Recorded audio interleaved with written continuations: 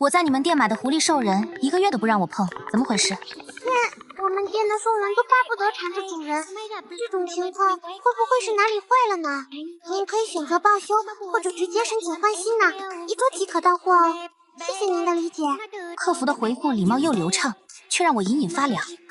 我抬头看向等了3个月才抢到的限量狐族兽人凌霄寒，明明兽人管理条例明确要求他接受主人的精神力抚慰，可他却始终抗拒我的一切接近。报修还是换新？我原本还舍不得这张倾城面容，直到养妹沈柔柔捧着果盘进屋，那一瞬间，凌霄寒一直耷拉的耳朵倏地立起，尾巴甚至轻轻晃了2下。我突然明白了，或许他不是坏了，他只是从一开始就不想认我这个主人。上礼拜是你替我签收的凌霄寒吧？我语气冰凉的开口。对呀，那会儿姐姐去开会了嘛，她倒是有什么反应？就挺正常的呀。哦，对了，妈让你晚上回去参加家庭聚会。话音刚落，人就窜了出去。我回头望向凌霄寒，他又是那副冷淡神情，可那双耳朵还在往门口的方向微微转动。不必多想，这1个月的冷遇，全是沈柔柔在背后捣鬼。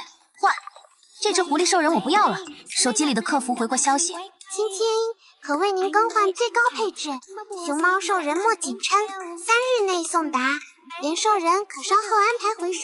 暂时别回收，等新的确认没问题再处理。沈柔柔想霸占凌霄寒，我偏不随她的愿。她不是擅长扮柔弱装可怜吗？这回我就叫她好好体验一番。3天后，门铃如约响起。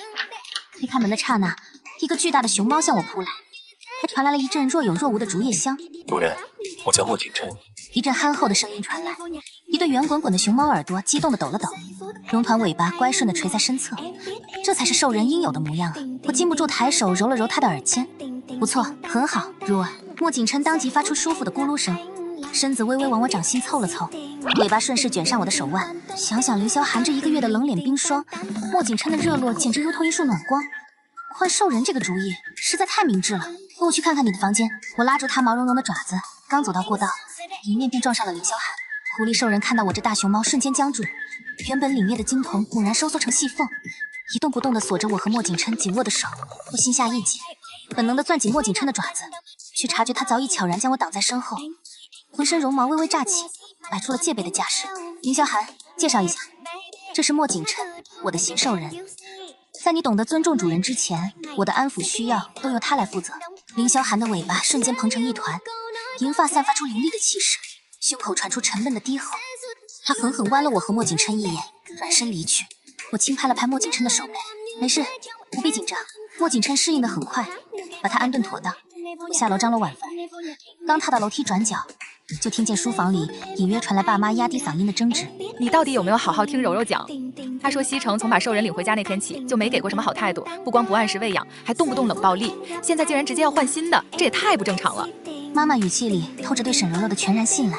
柔柔那么懂事，怎么可能说谎？8成是西城哪里做的不妥当。你能不能淡定些？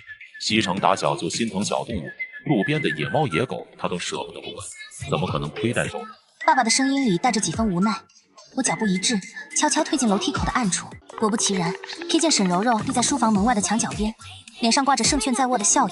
察觉到我下楼的动静，她即刻收敛了神情，换上一副纯真无辜的神态。姐姐，你回来了，新兽人怎么样呀？是不是特别乖？又温顺又黏我，可比某些分不清主次、错认主人的兽人强太多了。沈柔柔的笑容刹那间凝固在脸上。那萧寒哥哥会不会很可怜呀？他那么胆小，要是被送回去，也不晓得会落到什么境遇。姐姐，你要不要再想想？毕竟萧寒哥哥也是限量版的，多稀罕呀！他边说边偷偷打量我的脸色。你好像很在意他。我微微扬眉，他垂下脑袋，只是觉得他怪可怜的。毕竟姐姐你之前那么盼着拥有他，苦苦排了那么久的队才抢到手，如今说换就换，我担心你日后会懊悔。再说了，要是让旁人晓得姐姐你这么随意的更换兽人，没准会议论你不够尽责呢。楼上突然传来轰的一声闷响，还夹杂着兽人既狂怒又痛苦的嘶吼。楼上突然传来轰的一声闷响，还夹杂着兽人既狂怒又痛苦的嘶吼。沈柔柔的眼底却飞快地掠过一抹得逞的窃喜。是萧寒哥哥的房间。沈柔柔往楼上冲，这铁定是沈柔柔的把戏。她故意撩拨凌霄寒，就是想逼他狂化，然后把全部罪责都栽到我头上。我们赶到凌霄寒房间门口时，屋子里早已是一片狼藉。墙上的穿衣镜碎成了无数残片，708落地散在地面。林萧寒蜷缩在墙角，浑身止不住的剧烈颤抖，这是典型的精神力狂化症状。怎么会这样？爸爸震惊地瞪圆了眼。兽人狂化只有2种可能，要么是长期缺乏主人的精神力安抚，要么是遭受了极大的刺激。凌霄寒才接回来1个月，就算西城没安抚过他，也不至于狂化的这般厉害。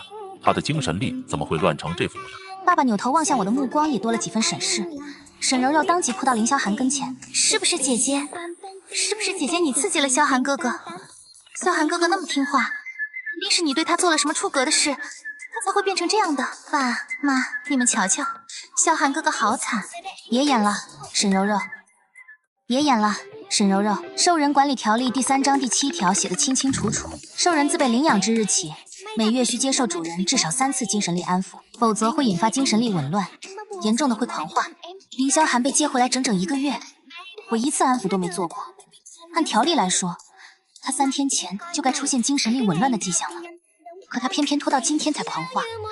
你知道是为什么吗？我稍作停顿，目光如刀般刺向沈柔柔霎时煞白的面孔。因为有人背地里给他做了精神力安抚，稳住了他的精神状态，而这个偷偷安抚他的人，沈柔柔，就是你吧？屋子里的氛围瞬间沉寂，爸妈惊愕地望向沈柔柔，眼里写满了难以置信。沈柔柔眼神慌乱地四处躲闪。你瞎说什么？我什么时候背地里安抚过他了？你别含血喷人！萧寒哥哥狂化肯定是你的问题，你就是想甩锅。他的声音明显发虚，越说越没底气。就在这时，凌霄寒红着双眼，死死锁住我，周身的精神力波动愈发凶猛。他迈开步子，径直朝我扑了过来。莫景琛反应极快，几乎在凌霄寒动作的刹那就挡在了我跟前，身体微微弓起，喉间发出威慑性的低吼。过了几息，凌霄寒的动作缓了下来，精神力波动也稍稍平稳了些许。他骗我，沈柔柔骗我，他说你压根不稀罕我，买我回来不过是为了显摆，还说你会伤害我，叫我躲你远一点。他说只有他才是真心待我好的主人，我错了。他在胡言乱语，狂化的兽人说的话不能当真。沈柔柔尖叫起来，脸色惨白，彻底乱了方寸。萧寒哥哥肯定是狂化糊涂了，才会说出这种黑白颠倒的话。爸妈，你们别信他，是姐姐她一手策划的，她就是想栽赃我。她一边尖叫，一边扑到妈妈身旁。妈妈被沈柔柔哭得有些动摇，迟疑地望向沈柔柔，又回头看看我。爸爸盯着沈柔柔。凌霄寒，你能证实自己的话吗？你说柔柔骗你，她到底是怎么骗你的？凌霄寒抱着脑袋，痛苦地在地上翻滚，精神力波动因为情绪的剧烈起伏再度变得狂躁。屋里的物件又开始摇晃。我朝莫景琛使了个眼色，示意他让开。我帮你安抚，最后一次，记清楚了，这是我最后一回对你施以援手，往后我们两不相欠。令我惊讶的是，这一次萧寒没有拒绝。他颤抖着低下头，让我将手放在他的额头上。我的精神力缓缓流入他的体内，平复着那些狂暴的波动。随着安抚的进行，他眼中的血色渐渐褪去，恢复了金色的光泽。当一切结束时，萧寒虚弱地跪在地上，银发被汗水浸湿。他抬头看我，眼中满是复杂的情绪。主人，对不起。我没有回应，只是转身面对父母。现在你们明白了吗？沈柔柔突然崩溃大哭。你们永远只相信她，我只是想要一点关注。自从姐姐回来，你们眼里就没有我了。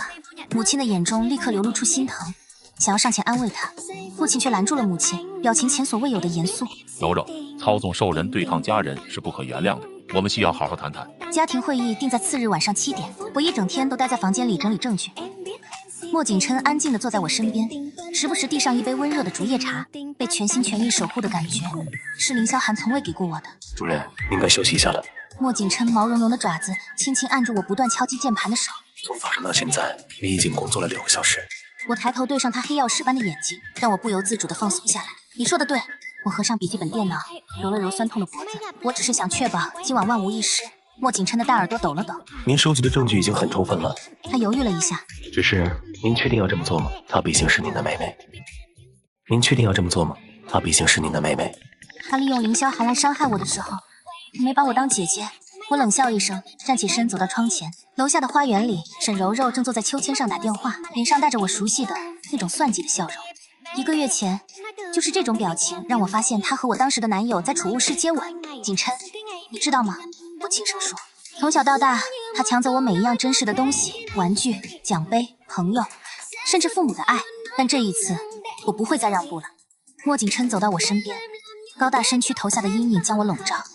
他没有说话，只是用温暖的手掌轻轻包裹住我紧握的拳头，直到我的手指慢慢舒展。晚上，我们全家聚集在书房，父亲坐在宽大的红木办公桌后，面色凝重。母亲不安地摆弄着项链，目光在我和沈柔柔之间游移。沈柔柔则穿着素白的连衣裙，看起来纯洁无辜的像朵小白花。我带着莫景琛最后入场，故意坐在离门最近的位置。凌霄寒没有被允许参加，此刻应该被关在他的房间里，这是父亲的决定。毕竟一个曾经狂化的兽人不宜出现在这种敏感场合。好了，关于昨天凌霄寒狂化的事情，我们需要弄清楚真相。柔柔，你私下安抚凌霄寒，并挑拨他与主人的关系，你有什么要说的？沈柔柔立刻红了眼眶。爸爸，我怎么可能做这种事？明明是姐姐不喜欢凌霄寒，经常打骂他，我只是看不过去，偶尔去陪他说说话。他抽泣着从口袋里掏出一部手机，这里有证据。父亲接过手机，眉头越皱越紧。母亲凑过去看，倒吸一口冷气。天啊，这真的是你！我走过去，看到屏幕上是一段视频，一个背影，酷似我的女子正在抽打蜷缩在地的凌霄寒。视频做了消音处理，但那种狠厉的动作足以让人不寒而栗。这不可能是我，我冷静地说。首先，我从未去过凌霄寒的房间，除了昨天他狂化时。其次，我指向视频角落的日期。这天我在参加学术会议，有酒店入住记录和会议签到表为证。我从包里取出笔记本电脑，调出早已准备好的文件，这是我收集的证据。过去1个月，沈柔柔每天凌晨进入凌霄寒房间的监控记录，她与凌霄寒的对话录音，以及我意味深长地看了沈柔柔一眼，她与前男友讨论如何利用兽人让我精神崩溃的聊天截图。沈柔柔的脸色瞬间惨白。你监视我？只是调取了家里的监控。我平静地回答，毕竟兽人狂化可能危及全家安全，我有权知道真相。父亲快速浏览着我提供的证据，脸色越来越难看。母亲则捂着嘴，不可置信地看着沈柔柔。柔柔，这些真的是你做的？为什么？为什么？沈柔柔突然笑了。因为自从他回来，这个家就没有我的位置了。他猛地指向我，你们口口声声说把我当亲生女儿，结果呢？他想要的，你们恨不得双手奉上。母亲流着泪摇头，不是这样的，我们只是觉得亏欠。够了！父亲拍案而起。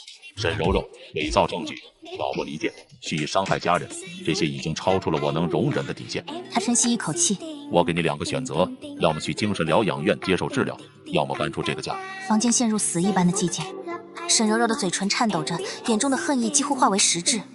她猛地转向我：“你满意了？终于把我赶出去了？”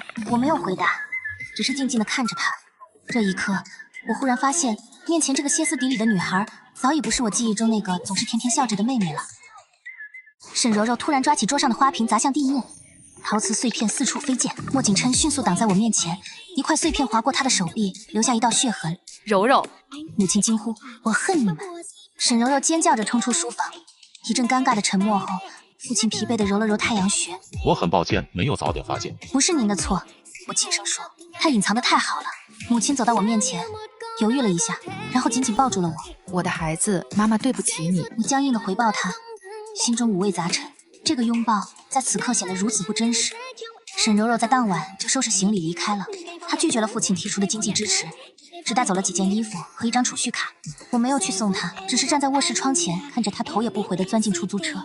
主人，您还好吗？莫景琛轻声问道。我转身看着他手臂上的伤口，应该是我问你这个问题，伤口还疼吗？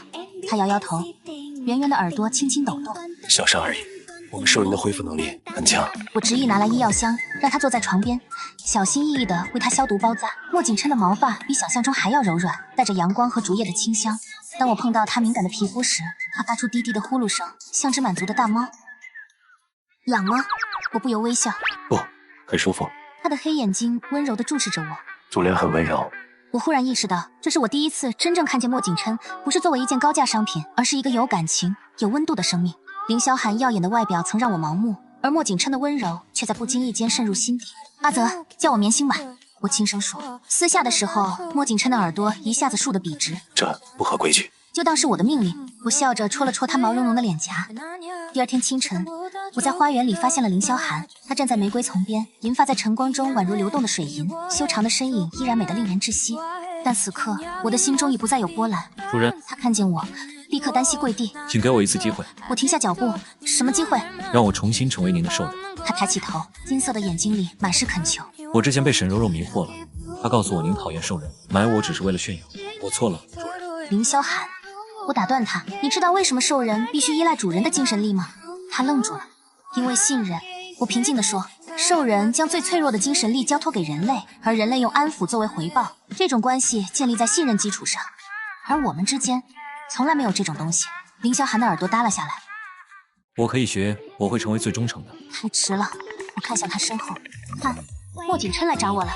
熊猫兽人正从别墅后门走来，手里端着早餐托盘，看到我们，他迟疑了一下，但在我招手示意后，立刻加快脚步走了过来。主人，我准备了你喜欢的蓝莓松饼。他谨慎地看了凌霄寒一眼，谢谢。我自然地接过托盘，故意当着他的面揉了揉莫景琛的耳朵。我们去凉亭吃吧。转身离开时，我听到凌霄寒压抑的抽泣声，但我没有回头。有些信任，一旦破碎，就再也无法修复。凉亭里，莫景琛不安地摆弄着餐巾。主人，我是不是？你什么都没做错。我咬了一口松饼，这是你做的？他点点头，眼中闪烁着期待。合您口味吗？我按照网上的食谱。很好吃，我由衷的赞叹，然后突然想到一个问题。你为什么这么与众不同？其他兽人都需要时间适应主人，但你似乎从第一天就……因为选择。他轻声说，他眼睛直视着我。在兽人培育中心，我们会被展示未来主人的资料。当我看到您的照片时，就决定要成为您的兽人。我愣住了，你选择了我。兽人理论上没有选择权，但如果表现出对特定主人的强烈倾向，培育师有时会尊重这种意愿。他抬起头，眼中是我从未在凌霄寒眼中看到过的真挚。我想要保护您。我伸出手，轻轻附在莫景琛的爪子上。谢谢你选择我。